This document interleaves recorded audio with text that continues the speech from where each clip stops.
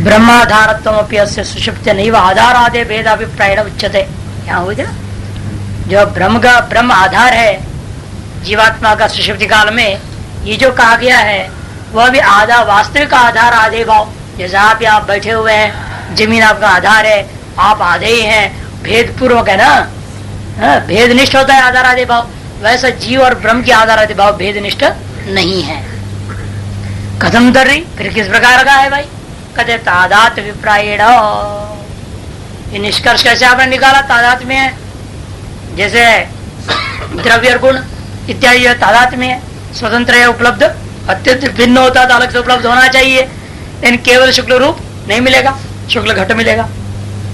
वहां शुक्ल घट में तादात में जिस प्रकार से, जिसको नैया का समवाय कहते हैं और हम लोग उसको तादात में कहते हैं, तो उसी प्रकार के रहते तादात में यहाँ पर भी है। ये कैसे निष्कर्ष निकला? यथा आह सदा सम तदा संपन्नो भवति स्वमपीतो भवति। स्व शब्द है ना, आत्मा अभिलप्त है। इस मंत्र में जो स्वम अपीतो है, यहाँ स्व शब्द से आत्मा का ब्रह्म का ही कथन किया गया है। स्वरूपम आपन्ना, ये जीव वो भी कैसा आत्मा लेना? स्वरूप को प्राप्त किया हुआ जीवात्मा को ही लेना। सुप्त भवति इत्यर्थः, स्वरूप को प्राप्त करके ही यह सोया हुआ है, उस जीव ब्रह्म अभिन्न आत्मा का ही कथन हुआ है। अपिच न कदाचित जीव से ब्रह्मणा संपत्ति नास्ति। और दूसरे तो ये भी यहाँ ध्यान रखना, जीव ऐसे मत, इसका मतलब है सुषुप्ति में ही केवल क्या हो रहा है? उसका अभिन्नता ब्रह्म रूपता की प्राप्ति है, अन्य टाइम में वो ब्रह्म रूप नहीं है। ये भी अर्थ नहीं करना। अन्य समय में जो ब्रह्म रूपता का अभाव जो महसूस हो रहा है वो औपाधिक है। सदा ही जीव ब्रह्म ही है। सदा जो है जागृत में हो, चाहे स्वप्न में हो, चाहे सुषुप्ति में हो, सदा ही जीव ब्रह्म ही है, अलग तो है नहीं। लेकिन सुषुप्ति में हो रहा है, ब्रह्म भाव को प्राप्त कर रहा है, जो कथन हो रहा है वो जागृत और स्वप्न की अपेक्षा से है। और जागृत और स्वप्न में जो जीव ब्रह्म भेद जो भाव दिख रहा है वो औपाधिक ही है। इसलिए कदाचित जीव से ब्रह्म संतर नास्ती थी न नास्ती है ना। कभी जो है ऐसा भी था जो जीव और ब्रह्म का परस्पर अभेद नहीं रहा, इस तरह से नहीं कहना। क्यों? स्वरूप से अनपाहित्वा, जो जिसका स्वरूप होता है वह कभी उससे अलग नहीं हो सकता। और जीव का स्वरूप ही ब्रह्म होने के नाते जीव कभी ब्रह्म से अलग नहीं हुआ, न ब्रह्म जीव से अलग है। फिर ये क्यों कहते हो सता स्वमित तदा संपन्न बहुत? उस समय हुआ है? तदा शब्द क्यों प्रयोग कर रहे हैं? ऐसा भी कोई समय, इसका मतलब वो असंपन्न रहा, अशेष में संपन्नता को प्राप्त हुआ। ये क्या कह रहे आप? कहते नहीं, समझो, स्वप्न जागृत उपाधि संपर्क वशात पर रूप आपत्ति इव अपेक्षा तद उपशमात सुषुप्ते स्वरूपापत्ति विवक्ष्यते समअपित भवति इति। स्वप्न और जागृत में क्या हो गया है? उपाधि का संपर्क की वजह से उपाधि का रूप आप उसको प्राप्त हुए के समान हो गया। स्व रूप को सुषुप्ति में और जागृत और स्वप्न में पर रूप को प्राप्त, वास्तव में प्राप्त नहीं है ना, इव बोल रहे इसलिए पर रूप आपत्तिम इव, परोपापत्ति के समान हो गया था। उसको अपेक्षा करके यहाँ कह दिया, उसका अपेक्षा किया। कैसे कह रहे हो? कारण यह है तद उपशमात, उपाधि शांत हो गया। तद माने उपाधि का उपशम होने से कह दिया जा रहा है ये जीव जो वापस अपना ब्रह्म रूप को प्राप्त कर गया। तद उपशमात सुषुप्त है स्वरूप आपत्ति विवक्षित है, उसी के लिए सुषुप्ति काल में स्वरूप प्राप्ति का कथन हो गया है। अतश्च सुप्त अवस्थायाम कदाचित सता संपत्ति कदाचित न संपत्ति अयुक्तम। इसलिए ये जो आपका कथन करना है, सुप्त अवस्था में कभी नाड़ी में रह गया, कभी पूरी तत्व में चला गया, कभी ब्रह्म में चला गया, ऐसा तो नहीं होगा। कभी यहाँ कभी वहां कभी वहां गया, कभी ब्रह्म के साथ संपन्न है, हृदय में चला गया तो, और बाहर है तो असंपन्न है। इस प्रकार का व्यवहार आप करते हो, ये बिल्कुल उचित नहीं है। इसलिए सुषुप्त अवस्था में कदाचित सत्य से संपन्न हो गया, जब हृदय में चला गया तो, और कदाचित नहीं हुआ क्योंकि बाहर रह गया, नाड़ी में रह गया, पुरुषत्व में रह गया, तो आप ब्रह्म से असंपन्न है। ये सब व्यवहार तुम्हारा उचित नहीं, कि जो नाड़ी है वहां भी ब्रह्म है, पुरुषत्व है तो वहां भी ब्रह्म है, ब्रह्म कहाँ नहीं है। ब्रह्म तो सर्वत्र व्यापक है। इसलिए ये जो संभव पररूपता या स्वरूपता की संपन्नता जो कथन कर रहे हैं, ये सब औपाधिक महिमा है। सर्वव्यापक में उपाधि का संबंध प्रतीत होने लगता है तो आप कहेंगे स्वरूपापन्न नहीं है, अब उपाधि रूप को प्राप्त कर गया। अब जैसे मान लो स्फटिक है, जब आप कुसुम के सामने रख दो, ओ बरे तो लाल था, लाल हो गया ना, अब वहां से हटा दे तो कह दो सफेद हो गया। हाँ, अपने सफेद रूपता को वो प्राप्त कर गया। ये कर रहा है वो, अपनी शुक्लता को प्राप्त किया। क्या केवल उपाधि संबंध हट गया बस। इसे ना उसका शुक्ल रूप कभी हटा है, ना वो वापस प्राप्त कर रहा है। उपाधि वशात जो है अन्य रूपता की पररूपता की आपत्ति थी, अब वो उपाधि का हटने से स्वरूपता की आपत्ति कथन हो जाता है व्यवहार के लिए। उसी प्रकार यहाँ पर भी समझना है। हाँ, अभी आएगा भी, फिर तो कहेंगे इसलिए सृष्टि में चले तो मोक्ष ही हो गया, बात कहेंगे। वो सब पहले भी बोल चुके हैं, वहां अपना सब लेके जा रहे हैं तो बात एक बार कह चुके हैं, फिर भी और आगे और आएगा। और ये भी कहेगा सब ब्रह्म ही हो गए थे अभी तो अपने अपने अविद्या को लेकर के, अविद्या भी तो समान है, इसलिए वो आएगा तो कोई कहीं पैदा हो जाए। अब आदमी अभी पुरुष बन गया, आप आज हैं और सो के उठ गए तो औरत हो जाए, क्यों नहीं होती? अन्य जीव क्यों नहीं होता? ये सब आएगा, अनेक अधिकरणों में विचार होना है ना, धीरे धीरे चलेगा एक एक बात करके। अपिच स्थान विकल्प अभिगमेपि, इतना ही नहीं, स्थान के विकल्प को स्वीकार करने पर भी विशेष विज्ञानोपशम लक्षणम ताव सुषुप्तम न क्वचित विशिष्यते। और जो सुषुप्ति का स्वरूप में कोई अंतर पड़ेगा क्या? आप कहीं भी सोएंगे फर्क क्या पड़ेगा? आप कमरा में सो रहे, कहीं भी सो रहे, यदि आप सो गए तो कोई अंतर नहीं पड़ता। नींद नहीं आती है इसलिए अंतर दिखता है आपको, आपका अभ्यास है नहीं सड़क पर सोने का। अब ठेली वाला जो ठेली पर ही सो गया है, अब क्या फर्क पड़ रहा है? चाहे पी के सोया या थक के सोया, उसको तो नींद आ गई और ट्रक भौं भौं करके जा रहे हैं तो भी वो अपने खराटे मारते रहता है, वो अपनी खराटे से उसको काटता है उन आवाजों को। क्या फर्क पड़ रहा है उसको? इसे स्थान महत्व नहीं है, आप चाहे स्थान विकल्प करो या ना करो, फर्क तो कुछ पड़ता नहीं। सुषुप्ति के स्वरूप में कोई अंतर पड़ने वाला नहीं है। इसे स्थान विकल्प के स्वीकार करने पर भी अपी कर दिए, इसलिए विशेष विज्ञानोपशम रूपा जो सुषुप्ति का स्वरूप है उसमें कोई अंतर पड़ता नहीं है। कहीं भी किसी भी स्थान में सो न क्वचित अपि विशिष्यते, समान ही है तात्पर्य। तत्र सति संपन्न तावत तद एकत्वाद न विजानाति इत्युक्तम। इसीलिए यह बात जो कहा उचित ही है, क्योंकि सति संपन्न ये सत्य में ब्रह्म से एकीभूत हो गया है, इसीलिए तावत यावत पर्यंत रहेगा तावत पर्यंत तद एकत्वाद, वो जीव ब्रह्म एक होने के नाते वो विशेष विज्ञान में नहीं जानता। इसलिए कहते न किंचित दवेदिशम, ये जो व्यवहार हो रहा है न विजानाती थी तत् युक्तम एवं तत्केन कब विजानियात। इत्र तो आत्मे पश्यति, जहाँ आत्मा को अनुभव करने लग जाता है वहां पर अब किससे वो किसको कहेगा, किसको सुनेगा, किसको देखेगा इत्यादि इत्यादि वो मंत्र है। इसलिए नाड़ीशु पूरी तथा शयानस्य न किंचित अविज्ञाने कारणम शक्य विज्ञातुम। इसलिए नाड़ियों में हो चाहे पुरुतत्व में हो, सोता हुआ उस व्यक्ति के प्रति न किंचित अविज्ञाने कारणम शक्य वक्तुम विज्ञातुम। इसलिए अविज्ञान के प्रति कारण क्या है इसको कथन करने का आपका सामर्थ्य नहीं है।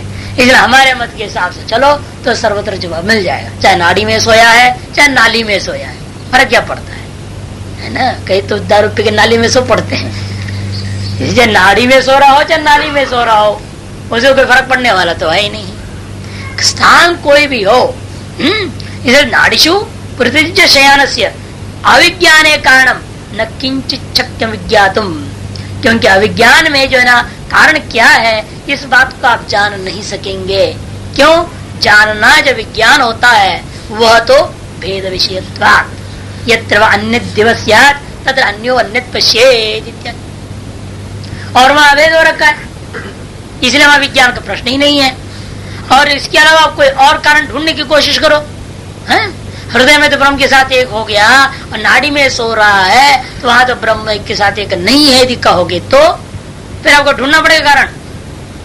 यदि नाड़ी में सोने पर वो ब्रह्म के साथ यदि एकीभूत नहीं है, भेद निष्ठ ही यदि वो है, फिर विज्ञान क्यों नहीं हुआ? कोई उपाय है आपके पास? कोई कारण है? नहीं है। इसलिए आपको मानना पड़ेगा, चाहे नाड़ी में सोया कह लो, चाहे पूरी तत्व में सोया कह दो, समुच्चयवाद न मान करके भी बोल रहे सारी बातें। अभ्युगमे अपि स्थान विकल्प को स्वीकार करने पर भी व्यवस्था दिया जा रहा है। मुख्य पक्ष तो बोल दिया, समुच्चय पक्ष है। मकान के भीतर कमरा, कमरे के भीतर खाट, खाट के ऊपर सोना, वैसे ही समझ लेना है। लेकिन जो समुच्चय से नहीं मान के विकल्प कहता है, तब भी जवाब दे रहे हैं, तब वो कहीं भी सो रहा हो वो तो ब्रह्म के साथ एकीभूत है ही। यदि ऐसा नहीं कहेंगे फिर आप जो है अविज्ञान के प्रति कारण ढूंढ के बताना पड़ेगा, जो कि संभव नहीं है। इति श्रुते है ननो भेद विशेष्यापि अति दूरादि कारणम अविज्ञान है। वहां हम ढूंढ लेंगे कारण है? जैसे वेद के विषयों में भी अति दूरत्व, अति सूक्ष्मत्व इत्यादि 9 हेतु दिया ना सांख्य कारिका में, उन हेतुओं के कारण से ज्ञान नहीं हुआ। ऐसे यहाँ भी सुषुप्ति में अति सूक्ष्मत्वात हो गया, मान लो कुछ कुछ ऐसे कल्पना करेंगे, 9 हेतु में से कोई ना कोई हेतु लगा दो और कहो इसी वजह से विज्ञान है। कहते कि बाढ़ बहुत ठीक कहा तो एवं स्यात् यदि जीव स्वतः परिच्छिन्न में था, ये बात वहां घटती है जहां परिच्छिन्न वस्तु होते हैं। 2 परिच्छिन्न वस्तुओं का बीच में ये व्यवहार होता है कि वो परिच्छिन्न वस्तु जो घट है वो आप परिच्छिन्न यदि हो तो आपसे बहुत दूर है। और जागृत काल में क्या है, उपाधियों के कारण से परिच्छिन्न हो जा रहे हैं, है ना। जागृत और स्वप्न में उपाधिवशात आप भी परिच्छिन्नता को प्राप्त कर गए, अतएव आपके लिए दूसरा परिच्छिन्न वस्तु में दुरत्वादि दोष का विषय उसका विज्ञान हो सकता है। लेकिन सुषुप्ति हम सिद्ध कर चुके हैं, ये अपरिच्छिन्न हो जाएगा, ब्रह्म में एकीभूत हो गया, अपरिच्छिन्नता को प्राप्त कर चुका है। वो अपरिच्छिन्न जीव से कोई चीज से दूर नहीं है। जैसे आकाश से दूर कोई वस्तु ढूंढ सकता है कोई आदमी, आकाश से दूर कौन सी चीज है? कोई चीज नहीं, सब आकाश में ही रह रहे, तो आकाश से दूर कहां से होंगे कोई? यदि आकाश परिच्छिन्न होता और कहते आकाश अमुक जगह रहता है, अमेरिका में रहता है आकाश, तब तो कहेंगे इंडिया में आकाश नहीं है, तो इंडिया से अमेरिका जितना दूरी उतना जब इंडिया की वस्तु का हमें उस आकाश से दूरी मानी जा सकती है। लेकिन ऐसा तो आकाश परिच्छिन्न वस्तु नहीं है, अतएव आकाश से दूर वस्तु कोई नहीं होता। आकाश से सन्निहित है क्या? अत्यंत सन्निहित कि लेश मात्र भी अंतर नहीं मानी जा सकती है। यथा तथा जीवा भिन्न जो हो गया है, जो ब्रह्मा भिन्न जो जीव है सुषुप्त काल में, उस जीव अपरिचिन्न होने के नाते उससे दूर कोई भी तत्व ही नहीं है। इसने बारम कर दिया, कुछ बात उसका सही है, लेकिन उसका आधार क्या है? परिचिन्न। अति दूरत्वादि दोष के कारण से अन्यथा दिखना, भ्रम होना इत्यादि इत्यादि जो है, या अविज्ञान, इन सब का कारण क्या है? परिच्छिन्नता। इसलिए एवं आपने जो कहा बिल्कुल सही है, वैसा ही होता यदि जीव को हम परिच्छिन्न मानते तो। स्वतः परिच्छिन्नो अभिगम्य तो यथा विष्णु मित्र प्रवासी स्वगृह न पश्यति, प्रवासी विशेषण नहीं दिया। विष्णु मित्र था ऋषिकेश का निवासी, मुंबई चला गया, हम मुंबई में बैठे घर को देखना चाहेगा तो दिखाई देगा उसको? नहीं दिखाई देगा, क्योंकि वो प्रवासी विष्णु मित्र है ना, गया हुआ आदमी है, उन्हें परिच्छिन्न है वो, अतः अपना परिच्छिन्न दूसरा घर को नहीं देख पा रहा है, चला गया है दूर। इसे सोपाधि कोई लेना, इसलिए जान के विशेषण दिया प्रवासी। नहीं तो आप कहो तर्क करो विष्णु मित्र जीवात्मा, जीवात्मा ने ब्रह्म, इसलिए विशेषण पहले से दे दिया। प्रवासी जो विष्णु मित्र है माने औपाधि परिच्छिन्न हो गया, अतएव न तो जीव से उपाधि व्यतिरेक न परिच्छेद विद्यते। आगे ना सुस्पष्ट, जीव का उपाधि को छोड़ करके परिच्छेद का कोई और कारण हमें दिखता नहीं है। उपाधि को छोड़कर उपाधि व्यतिरेकेन जीव से परिच्छेदो न विद्यते। उपाधिगतमेव अतिदूरादि कारणम विज्ञानिति यदि उच्चेत, यदि कहोगे उपाधिगत ही को लेकर के अति दूरादियों को कारण मान लेंगे अविज्ञान के प्रति, यदि ऐसा कहते हो तो हमें कोई आपत्ति नहीं है, क्या सुषुप्ति में हमने बता दिया है उपाधि का संबंध नहीं, इसलिए उपाधि निमित्त का दूरत्वादि दोष भी वहां नहीं मिलेगा सुषुप्ति में। इसे कहते तथापि उपाधि उपाशांतत्वात् सत्यव संपन्नो न विजनति उत्तम। इसलिए उपाधि उस समय में उपशांत होने के कारण से सत्य में ब्रह्म सतीएव, सती में सब ब्रह्मणी एवं संपन्न होने के नाते वह नहीं जानते कहना ही उचित होता है।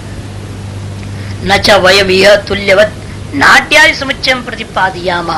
हाँ, वास्तव में हमें यहाँ प्रतिपादन करने ये बात इष्ट ही नहीं है। समुच्चय है स्थान का या विकल्प है स्थान का, इनसे कोई लेन देन नहीं श्रुति को। श्रुति का लक्ष्य सुषुप्ति का स्थान भेद करने में या स्थान का समुच्चय कथन करने में नहीं है। ये सारा सुषुप्ति का प्रकरण जो उठाया है और कहीं नाड़ी में से या कहीं पूरी तत्व से जो कहा जा रहा है, वो सबका लक्ष्य क्या है? जीव ब्रह्म अभेद को सिद्ध करना है, अवस्था से रहित आत्मा को सिद्ध करना तात्पर्य है। और ये सिद्ध करना है सकल अवस्थाओं में एक ही आत्मा अनुस्यूत है, एक ही है वो। जो जागृत में था वही स्वप्न में है, वही सुषुप्ति में है, और वही वास्तव में इन तीनों से रहित भी है, अवस्थाओं से रहित है। ये सिद्ध करना श्रुति का लक्ष्य है। उसको इससे कोई गर्ज नहीं है कि आप 4 स्थान मानो चाहे 6 स्थान मानो अवस्थाओं का, उसे कोई मतलब नहीं। इसे कहते हैं हमें इसमें कोई रुचि नहीं है कि हम नाट्य आदि समुच्चय करूं या विकल्प मानो, इन चीजों का प्रतिपादन करने में हमारी कोई रुचि नहीं है।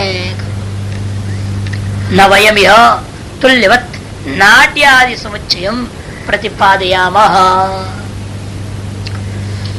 इसलिए क्यों नाड़ियों और पुरीतत्व सुषुप्ति स्थान आदि का कथन करना आप क्यों नहीं चाहते हैं विकल्प को?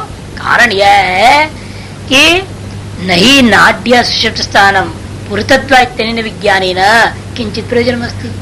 स्थान को जानने से कोई प्रयोजन नहीं निकलता है। क्या प्रयोजन? जान लिया आपने सुषुप्ति का स्थान नाड़ी है, इसे क्या लाभ होगा? कि श्रुति कोई बात बताती है वो ऐसा कोई प्रयोजन को लेकर के बता रही है जिस प्रयोजन को आप प्रत्यक्ष आदि से सिद्ध नहीं कर सकते।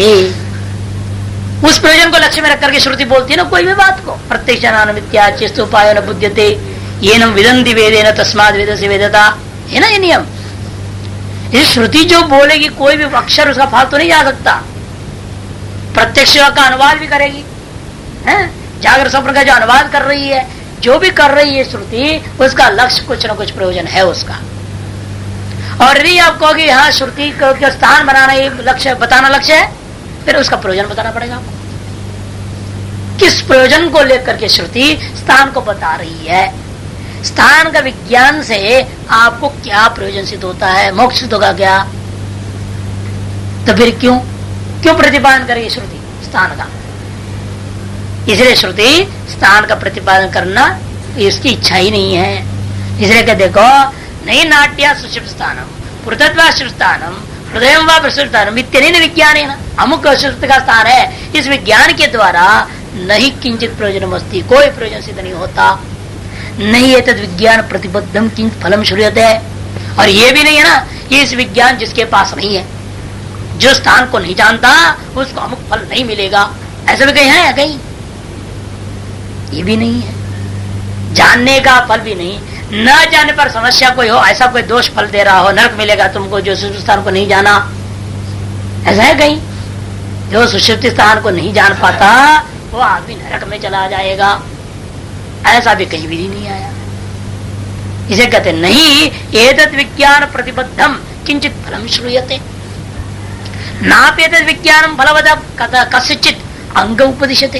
ये भी नहीं है ये जो विज्ञान है वो किसी फलवान कर्मकांड का या उपासना का किसी न किसी का अंग है ये विज्ञान, ये भी बात नहीं है। ब्रह्म तो अनपाई सुप्त स्थानम इत्येतत् प्रतिपादयामः। बल्कि यहाँ सुषुप्ति का प्रकरण क्या प्रतिपादन करना चाह रहे हैं? ब्रह्म ही सुषुप्ति का स्थान है। अभी कैसा? अनपाई अव्यभिचारी स्थान। चाहे आप किसी भी कमरे में सोइए, चाहे होटल में सोइए, चाहे ट्रेन में सोइए, जहां भी आप जाके सोएंगे तो आप सो रहे हैं ब्रह्म में। इसको कथन में क्या प्रयोजन सिद्ध हुआ? इस विज्ञान से? कहता हाँ, इस विज्ञान का तो बहुत बड़ा प्रयोजन है। यदि आप जान लोगे कि जब मैं सोता हूँ मैं अपना सर्वभूता ब्रह्म में ही स्थिर रहता हूँ, ऐसा जानने का क्या लाभ होगा? कहते ब्रह्म तो अनपायस्थान प्रतिपादयाम तेन तु विज्ञानेन, इस विज्ञान से प्रयोजनम अस्ति, प्रयोजन है। क्या प्रयोजन है महाराज? कहते जीव से ब्रह्मात्म अवधारण में प्रयोजन, जीव जो है ब्रह्म ही है, ये अवधारण करना ही हमारा मुख्य प्रयोजन है। सप्रजागृत व्यवहार विमुक्त अवधारण, और एक प्रयोजन ये जो आत्मा है उस सुषुप्ति काल में स्वप्न और जागृत सगल व्यवहारों से विमुक्त होकर रहता है, ये भी सिद्ध करना है। दो प्रयोजन है। तस्मात् आत्मैव सुषुप्ति स्थान में थी, इसलिए आत्मा ही सुषुप्ति स्थान है, ब्रह्म ही सुषुप्ति स्थान है, ये सिद्ध हुआ। अन्य स्थानों का समुच्चय मान लो चाहे विकल्प भी मान लो, हमें कोई समस्या नहीं। अतः प्रबोधो अस्मात्, परमात्मा स्थान है, अतः इसलिए अस्मात् परमात्मा से ही जीवों का वापस जगना होता है। आ गया ना आपको प्रश्न का जवाब। अब पूछेगा कैसे जगेगा भाई, जगह तो दूसरा क्यों नहीं आ जाता, सब एक हो गए है ना वहां पे। बड़ा सुंदर दृष्टांत देख करके उठाएगा, देखिए यस्माच्च आत्मैव सुषुप्ति स्थानम अतः एव च कारणात् नित्यवद् एव अस्माद् आत्मनः प्रबोधः स्वापाधिकारे शिष्यते मैंने उपदिश्यते। क्योंकि परमात्मा ही सुषुप्तान है, इसी कारण से स्वाप प्रकरणों में, सुषुप्ति का प्रकरणों में क्या हुआ है? आत्मन प्रबोध स्वापाधिकार शिष्यते, ये ब्रह्म से ही वापस जगने की बात जो है सभी श्रुतियों में देखने को मिलता है। पूछा गया कुतः दागात, हुआ ना वो अजात शत्रु के ले गया आदमी को, हाँ वो दिखाया हिलाया उसको तभी जगा। पहले भरत पांडवा से तो नाम चिल्ला रहा है तो सुनता नहीं, वो जगदा ही नहीं है, हिलाया उलाया तो फिर जग गया। तो पूछा बताओ अब कहाँ याद आई, कहाँ से आए वापस? और बाला की कहता है महाराज हम नहीं जानते, है ना प्रसंग बृहदारण्य में वही उठा रहे। देखो कुतः तो दागात, ये प्रश्न हुआ। इत्य से प्रश्न से प्रतिवचन अवसर है, इस प्रश्न का प्रतिवचन के जवाब में क्या बोला गया? यथा अग्नि क्षुद्रा विस्फुलिंगा विचरन्ति एवमेव तस्माद् आत्मनः सर्वे प्राणाः विचरन्ति। इसी आत्मा से ब्रह्म से ही सर्वे प्राण मने जीवा, सारे जीव पैदा हो जाते हैं इत्यादि ना। सथा आगम्य न विदो सथा आगच्छाम है, छांदोगी में भी सत्य में गया और वहां से आ रहा है, इन्हें पता नहीं इसको मैं सत्य में जा करके आ रहा हूँ, अपने स्वरूप में स्थिर होकर के आ गया, ये मालूम नहीं होता इसको। विकल्प मानेशु सुषुप्त स्थानेशु कदाचित नाडिभ्य प्रतिपद्यते कदाचित पुरुष कदाचित आत्मा इति आशा शिष्य। यदि स्थानों का विकल्प होता वास्तव में, फिर तो श्रुति ये भी तो कहती, कभी बोल देती नाड़ियों से आ रहा है, कुछ तो दागात मैंने नाड़ी नाड़ी तो बोल देते, कभी कहते पुरितता था पुरितत से आ गया, कभी कहीं से कभी कहीं से कभी कहीं से आने की बात कहना चाहिए था, लेकिन श्रुति सभी जगह जहां जहां ऐसा प्रकरण आया सत्य से आने की बात कर रही, इसलिए भी विकल्प हम नहीं मान सकते। इसलिए स्थान कदाचित नाड़िभ्य प्रतिपद्यते कदाचित विपरीततः कदाचित आत्मा इति आशासित में ऐसा उपदेश देना चाहिए था। तस्माद अपि इसलिए भी मानना पड़ेगा आत्मैव सुषुप्त स्थानम इति, इस प्रकार से तो करते। अब अन्यों की जवाब पहले उठाएगा, यदि सर्व सामान्य रूपे न सभी एक हुए हैं ब्रह्म, इसका मतलब सिद्ध हो गया, सब सुषुप्त में ब्रह्म एक हो जाते हैं और ब्रह्म अनेक रूप है नहीं। ब्रह्म अनेक रूप वाला है क्या? ब्रह्म एक रूप वाला है, फिर बाहर आते हैं तो अलग अलग रूप क्यों हो गया है? ये प्रश्न उठाएगा। आक्षेप संगति, यहाँ आक्षेप सम्मति से कर्मानुस्मृति शब्द विध्यधिकरणम आरंभ हो रहा है। कर्मानुस्मृति शब्द विधि अधिकरणम, कहते ब्रह्म ही यदि सुषुप्त स्थान है मान लिया हमने, लेकिन आपके कथन ठीक नहीं, अलग अलग स्थान माना ठीक है। क्यों? क्योंकि सुषुप्ति से जो आने वाला है वो दूसरा क्यों नहीं आया, वही क्यों आता है वापस? अन्य कोई उत्थान करे, अब स्थान भेद हो जाए तो कह सकते भाई ये स्थान में जो जाता है वो ऐसा होके आता है, वो स्थान में जो जाएगा वो वैसा होके आएगा। अलग अलग रूप से आने का व्यवस्था हम अलग अलग स्थान हो तो दे पाएंगे, है या नहीं? अब एक ही स्थान में गए हैं, सब एक रूप तो कोई प्राप्त किए हैं और वहां से आते तो अलग अलग रूप धारण करके आवे, ये तो बात ठीक नहीं बना। जैसे दृष्टांत देता है, मान लो समुद्र है, उसमें आपने 10 बूंद जल डाल दिया है और उसमें से जो बूंद निकालोगे ये वही बूंद था जो मैंने डाला, या होगा क्या? है जो आपने डाला, 1 लोटा भी डाल दो, है बड़ा ड्रम भी डाल दो समुद्र में, है उसमें से निकालो पानी, तो ये कह सकते हो क्या आप जो मैंने डाला था वही के वही निकला बाहर? तो आपने डाला था मीठा पानी, तो निकला क्यों नहीं मीठा पानी? खाना क्यों हो गया? वही है, ये तो आप नहीं निकाल सकते यदि वहां एकत्व प्राप्ति का विचार करते हैं तो। फिर यहाँ भी इसलिए प्रश्न उठ रहा, तद्वत यहाँ समस्या खड़ी होगी, जीव ब्रह्म के साथ एकत्व को प्राप्त कर गया, जब आता है तो वही जीव आ गया, उसी शरीर में आ गया, ये भी तो समस्या है। वही आ भी जाए तो उसी शरीर में क्यों आया? किसी और के शरीर में खड़ा हो जाता हो, उस शरीर वाला इसमें आ जाए, इस शरीर वाला उसमें चला जाए, है ना? तब तो मुसीबत होता, कौन आचार्य होता, कौन विद्यार्थी होता है, तब असली मजा आता। कभी कोई विद्वान हो जाए, जो आज है वही कल मूर्ख बन के बैठ गया। अब मनुष्य आवे तब तो भी ठीक है, पशु आ जाए तब क्या होगा? और जो सुअर सो गया था वो इस शरीर में आ जाए फिर क्या होगा? ये सिंह आ जाए तो धाड़ेगा, खाएगा क्या आदमी को? बड़ा मुश्किल होगा ना। इसीलिए व्यवस्था देने के लिए कहते नहीं नहीं, ये आक्षेप है पूर्व पक्षी का, लेकिन उसको तो मानना पड़े, इसलिए वो कहता है अलग अलग स्थान मानो, अलग अलग स्थान मान लेने में कोई समस्या खड़ी है? अरे 3 तो उपलक्षण है, बहुत कम 3 बता दिया मैंने, बहुत तो हो गया, बहुत मैंने अनंत तत्व आ गया, बात खत्म हो गई, कोई दिक्कत नहीं है। उसके पास तो युक्ति है ना, तृत्व में बहुतम नियम है, भोजन सूत्र में बड़ा महाभाष्यकार ने सिद्धांत खड़ा कर दिया, और उसके आधार पर जो है वहां वो लोग चले गए, कौन पकड़ा? कपिंजलाधिकरण मीमांसा दर्शन वाले। कपिंजला ने जे तो, अरे कपिंजल कहाँ का लाऊं, कितना लाऊं? है इस पृथ्वी का या हमारे अपने देश का कि अपने गांव का? जितने कबूतर सब कबूतर, हमने गांव के सारे कबूतर इकट्ठे नहीं कर सकते। आप कर सकता है कि कोई? पूरा देश, पूरा पृथ्वी, सारे ब्रह्मांड के कबूतर ला करके हवन करो तो कैसे करेगा वो? और ये आप 2-4 जो मिला उतने से करेंगे तो वेद कहेगा भाई तुमने कम किया है। बहुत है ना, बहुत लाना चाहिए। मान लो 100 मिला है, अब बहुत जो है वेद का दृष्टि बहुत क्या है, 100 भी कम हो, लाख भी कम हो सकता है। एक अरबपति के सामने में लाख रुपए भी तो कम होता है ना, क्या है उसके लिए? कुछ नहीं। आपकी 10 रुपए का भंडारे का नोट उसके लाख रुपए का बराबर है। अब इसे पता क्या है न्यूनतम, क्या पता नहीं कितने करने पर अपूर्व में मिलेगा। पुण्य होना है ना उस यज्ञ से। अब कम करोगे तो मुसीबत, ज्यादा करोगे तो मुसीबत हो सकता है। क्यों ज्यादा किया? पाप हो जाएगा। फिर वेद कल कहा हम तो सोचे थे, तुमने 100 से ज्यादा मार दिया, पाप लगेगा। तो मिलना स्वर्ग दा, उल्टा नरक मिलेगा उसको। इस संख्या तय नहीं हो सकता, कपिंजलान कह दिया।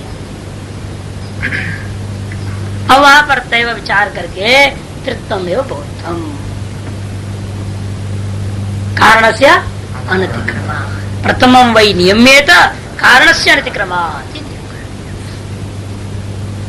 एक वचन संज्ञा किसकी होती है? एक तत्व का, एक वस्तु के लिए। 2 वस्तु के लिए द्विवचन संज्ञा, और 3 और 3 से आगे सारे के लिए बहुवचन संज्ञा होता है। अब जैसे सिर्फ पहला संख्या कौन होगा बहुवचन में? 3। अतः जहां कहीं बहुवचन दिखाई देगा तब 3 में रुकनी चाहिए। और यदि कारण है तो बढ़ सकते, जैसे 7 दशान पशु ना लभे तो 17 पशु का लभन करो, ठीक है 17। और ये 3 से हम क्या करेंगे? बहुत के उपलक्षण कर देंगे, और बहुत नियामक कर कोई है नहीं तो अनंत हो जाएगा। इसलिए अनंत स्थानों में हम जा रहे हैं, अपने अपने अलग अलग स्थान में हम लोग जाते हैं, इसलिए उस स्थान से हम ही आ पाएंगे, दूसरा कैसे आ जाएगा? ये मानना ही उचित है, अर्थात स्थानगत विकल्प मानना उचित है। वापस पूर्व पक्ष लौटा उसी में, ये आक्षेप उसका। तब जवाब देंगे नहीं नहीं, और उसकी अपनी अपनी कर्म होती है, उसको लेके गया है वो। जब एकीभूत हुआ वो अविद्या को साथ में लेकर के गया, अपना कर्म था, वासनाएं थी, उसको लेके गया है, और उसी के कारण से वो वापस उसी शरीर में आएगा, दूसरे शरीर में नहीं जाएगा। वही मंत्र देंगे, इमा सर्वा प्रजा और गच्छन्त्य एवं एतम ब्रह्मलोकम न विन्दन्ति। यदि जान लेता ना, फिर नहीं आता वो प्रारब्ध शरीर में, भले वो कोई आ जाए, वो आना जाना रहेगा, वो प्रारब्ध से शरीर चल रहा है, लेकिन वो तो आया नहीं, क्योंकि वो ब्रह्म को जान लिया। यदि सुषुप्ति में भी ब्रह्मानुभूति हो जाए तो काम हो गया। मोक्ष के लिए मैं ब्रह्म हूं ये जानना जरूरी है ना, अनुभव करना जरूरी है। चाहे आपने स्वप्न में अनुभव किया, चाहे सुषुप्ति में अनुभव करो, चाहे जागृत में अनुभव करो, चाहे पागलपन में अनुभव कर लिया, पागल था उस समय उसका अनुभूति हो जाए मैं ब्रह्म हूं, तो भी काम हो गया। मोक्ष होने के लिए अहम ब्रह्मास्मि का अनुभूति अपेक्षा है, वो अनुभूति किस अवस्था में हुई वो जरूरी है। आप मंदिर में बैठ के दारू पियोगे तो अच्छा है क्या है? होटल में पी लिया तो खराब है क्या? अरे दारू तो दारू कहीं भी पी लो, फर्क क्या पड़ना है उसमें, नशा तो चढ़ना ही है। नहीं मंदिर में पी लिया तो नशा कम चढ़ेगा, ऐसा कुछ नहीं। जब वो अनुभूति किसी भी अवस्था में हो जाए फिर वो दोबारा लौटेगा नहीं। इसलिए आप बता रहे बार बार शिशु में जब जाता है तो वो नहीं जानता कि मैं सत्य संपन्न हूं, ये समस्या है। वो क्यों नहीं जानता? अविद्या थी, साल निश्चित हो गए, उसी वजह से लौटता है। गया ब्रह्म में अविद्या चोला पहन के चला गया। तस्या पुनः सत्संपत्ति उपाधि कौन सी है? मन रूपे अंतगण रूपे, जो जागृत और स्वप्न के कारणीभूत उपाधि उपशम हो गए। अविद्या भी उपाधि थोड़ी उपशम हो गया। वहां प्रश्न उठा था, जागृत और स्वप्न की अपेक्षा उपाधि उपशमात कहा गया था। जागृत स्वप्न की अपेक्षा का मतलब क्या है? जागृत स्वप्न की जो उपाधियां थे वो उपशम हुए, जीव की उपाधि उपशम हुआ ये तो नहीं कहते। यदि जीव का ही उपाधि उपशम हो गया तो मुक्त हो गया, बात खत्म हो जाए। तस्या पुनः सत्संपत्ति प्रतिबुद्धिमान नहीं, इसका अधिकरण सार पहले तो आक्षेप संगति पर बोल रहा था, तो इस तरह से आक्षेप पूर्वक जवाब देंगे सिद्धांति नहीं। कर्माण स्मृति शब्द विद्याधिकरणम यह कौप्य नियम एनात्र बुध्यते सुप्त भवा उद बिंदुर इव अशक्तेर नियंतु कोपि बुध्यते कर्मा विद्या परिच्छेदात् उद बिंदु विलक्षणः सएव बुध्यते शास्त्रात् तदुपादे पुनर्भवा। कद यह कोपि अनियमेन अत्र बुध्यते सुप्त भवा, सोने के बाद जो जगता है वह जो कोई भी जिस किसी भी शरीर में जग जाता है, यह को भी अनियम है ना, कोई नियम नहीं। जो कोई भी जिसकी भी शरीर में पैदा हो जाएगा, जब जगेगा तो किसी में भी जग जाएगा वो। अथवा सुप्त एवं, जो सोया था जिस शरीर में वही जग रहा है उस शरीर में, ऐसा मानना चाहिए। पूर्व पक्षी कहता है उद बिंदुरिव अशक्ति है नियंत्रण। जैसे जल को डाला आपने, वो जल से निकाला वापस, तो भी ये नियमन नहीं कर सकते आप, जो मैंने डाला था वही निकाला। तद्वत यहाँ पर भी कोई नियम नहीं हो सकता। जो ब्रह्म में गया वही आ रहा हो शरीर में। अतः को भी बुद्ध्यते, कोई भी किसी भी शरीर में जग जाएगा। तब सिद्धांत कहते हैं नहीं, कर्म अविद्या परिच्छेदा, कर्म और अविद्या भी उपाधि से उस दशा में भी अपना परिच्छेद का स्वरूपों को लेकर सोया हुआ है। वो बिंदु विलक्षण, ऐसे दृष्टांत और दाष्टांत यहाँ अत्यंत विषम है कि जो जल आपने डाला था वह जब लय होने लगा उसमें, वह किसी भी प्रकार की उपाधि को लेकर लय नहीं हुआ। यदि किसी प्रकार उपाधि लेकर लय होता फिर वहां से आप ला सकते तो उपाधि कैसे? जैसे मान लो आपने गंगा जली लोटा बनाते हैं, गंगा जली, वो जल अंदर है, सील्ड हो गया, अब डाल दो उसको समुद्र में, अब निकालो, अब क्या होगा? बाद में सीप तोड़ोगे तो नमकीन जल हो जाएगा, वो नहीं होगा, वो तो मिठाई रहेगा। क्यों? उपाधि के साथ वो जल गया और एक ही भूत सा हो गया। एक ही भूत इसलिए हो गया मानना पड़ेगा क्योंकि दिखता नहीं, चला गया ना जल में, लोटा डूब गया, दिखाई नहीं दे रहा है। लेकिन वो लोटा नहीं जानता मैं जल में डूबा हूं कि बाहर खड़ा हूं, जानता है कि वो नहीं जानता। उसी प्रकार हम सब कहा ब्रह्म रूपी समुद्र में हम सब गंगा लोटा जैसे डूबे हुए सुषुप्ति काल, लेकिन नहीं जानते हम अपनी लोटा सहित हम यहाँ आ गए हैं। अपनी लोटा है ना विद्या कर्म, उसके सहित हम यहाँ अंदर डूबे हुए हैं, पता ही नहीं चला। इसलिए कहते हैं कि देखो उसी प्रकार यहाँ पर इसलिए विलक्षणता को मानना पड़ेगा। सोपाधिक लय और निरुपाधिक लय में अंतर है। सएव बुध्यते शास्त्रात्, एक कैसे निर्णय लिया आपने? भाई सोपाधिक लय था, निरुपाधिक लय नहीं, जल बिंदुवत। कहते शास्त्र, शास्त्र क्या कहता है? जो मच्छर था मच्छरी बन के आया, जो सिंह था सिंह ही बन के आया है, वह मंत्र है ना, स्तय व्याघ्रो वा सिंहो वा वृको वा वराहो वा इत्यादि जो मंत्र है, उस मंत्र शास्त्र से ज्ञापन होता है। जो था वही, जो सोया वही उसमें जगता है। क्यों? तद उपाधि पुनर्भवाद, उस उपाधि का दोबारा आविर्भाव तिरोभाव व्यवस्थाएं चलती रहती है। अच्छा, सएव तो करवा शब्द विदिव्या, सएव जो जीव सोता है वही उठता है, जगता है। क्यों? कर्मानुस्मृति, क्योंकि अवशेष कर्म, आत्मा की अनुस्मृति, शब्द और विधि, ये चार हेतु दे दिया। कर्मवशात अवशेष कर्म प्रारब्ध कर्म विशेष है। इसे कई लोग सो गए तो वही खत्म हो गए, सीधा पहुंच के ऊपर। क्यों? कर्म विशेष नहीं रहा, सोया सोए सोए मर गया। ये तो कहे सोए सोए मर जाते ना बहुत लोग। मरे क्यों मरे? क्यों जगे नहीं? कहे कारण है कि कर्मावशेष नहीं था उनके लिए। और जिनके कर्मावशेष है जगते हैं, उनकी आत्मा की स्मृति होती है नहीं। जो मैं सोया था वही मैं जगा। ये तो नहीं कहता कल जो सोया तो कोई दूसरा था, खत्म हो गया, और जो मैं अब जगा हूं मैं दूसरा हूं, ऐसा कभी व्यवहार नहीं होता। आत्मानुस्मृति है कर्मावशेष की वजह से।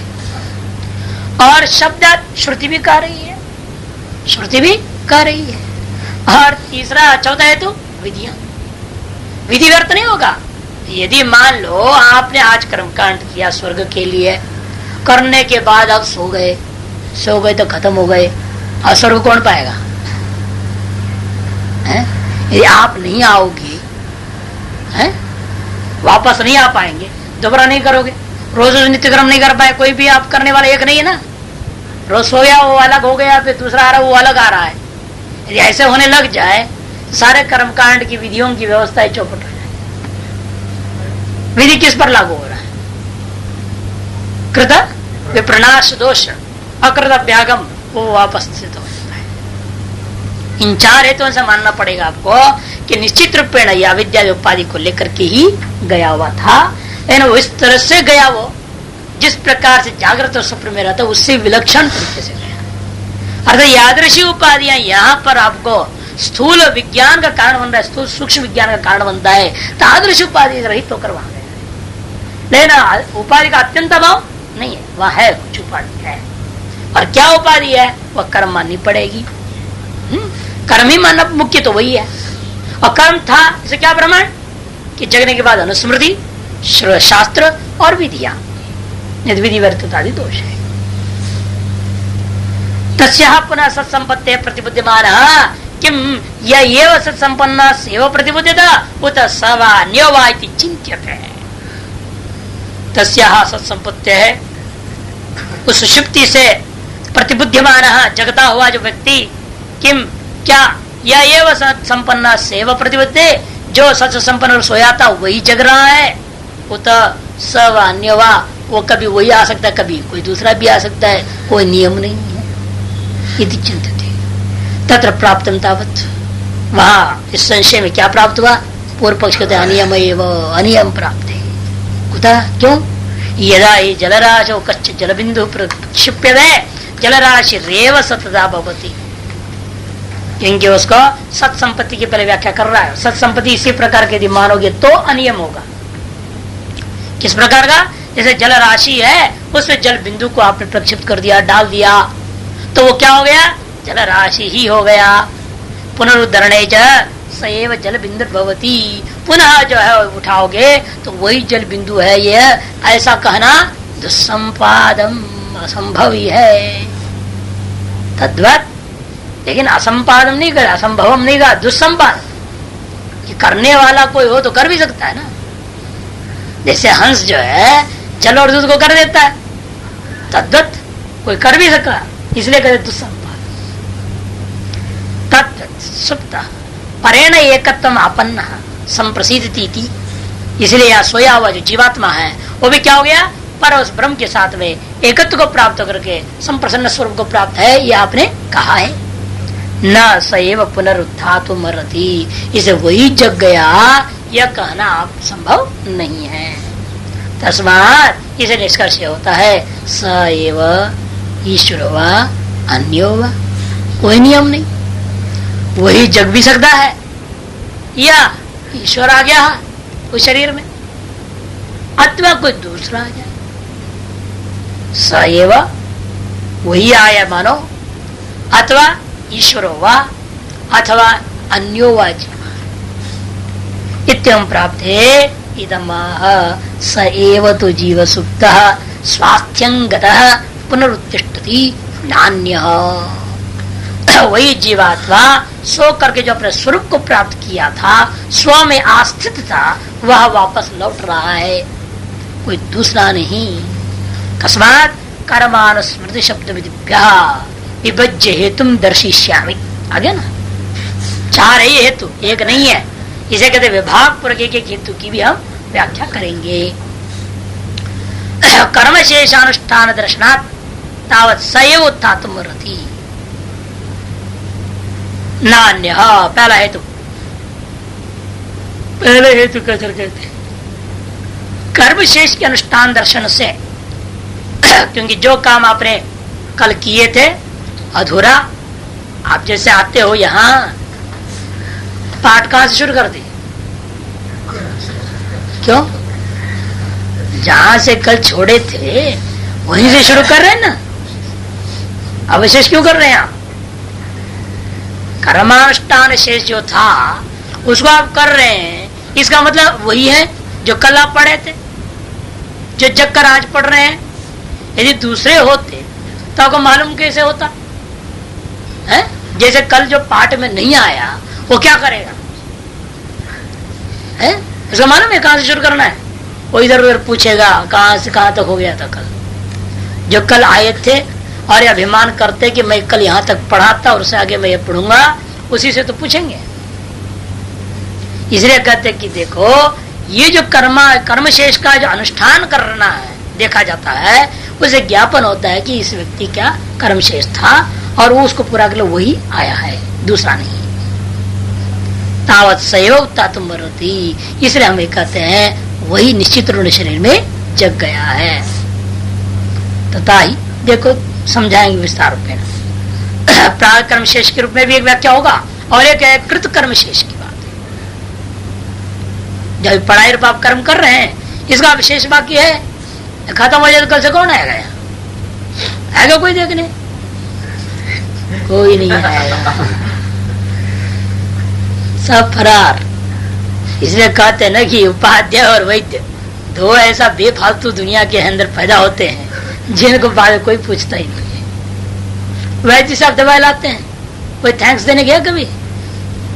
धन्यवाद जी आपकी दवाई से मैं ठीक हो गया, वो भी धन्यवाद सुनना नहीं चाहेगा क्यों? उसको भी मालूम है। हाँ तो फैमिली डॉक्टर होते तो बात अलग चीज है, नहीं तो सामान्य रूप में नहीं होता है ना। आप जाके बोलेंगे कहीं दवाई लाए ठीक हो गए तो जाके बोलो भाई आपकी दवाई से ठीक हो गया, बहुत धन्यवाद आपको। कोई धन्यवाद भी नहीं देता है।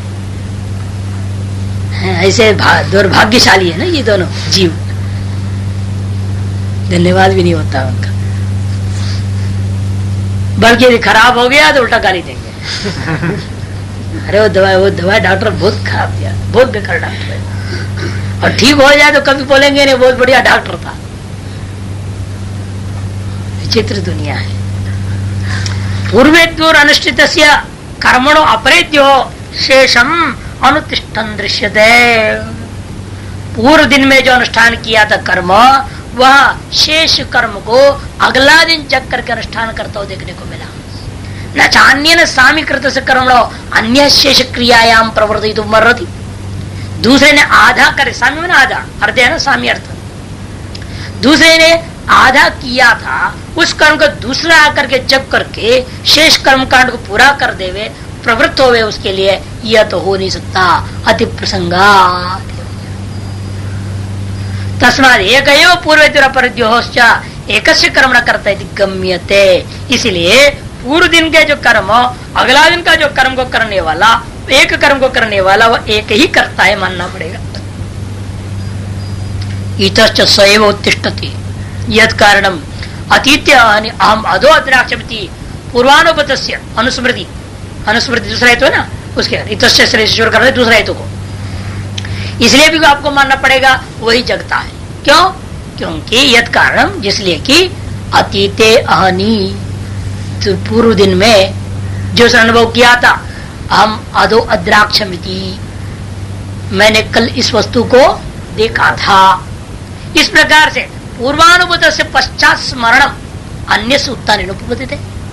पूर्व में अनुभूत जो था उसका जो स्मरण है दूसरे के द्वारा यदि दूसरा जग जाएगा तो स्मरण घटेगा नहीं। नई अन्य दृष्टम अन्यो अनुस्मर्तुम अर्हति। जो दूसरे के द्वारा देखा हुआ को दूसरा स्मरण करे ये कभी हो नहीं सकता।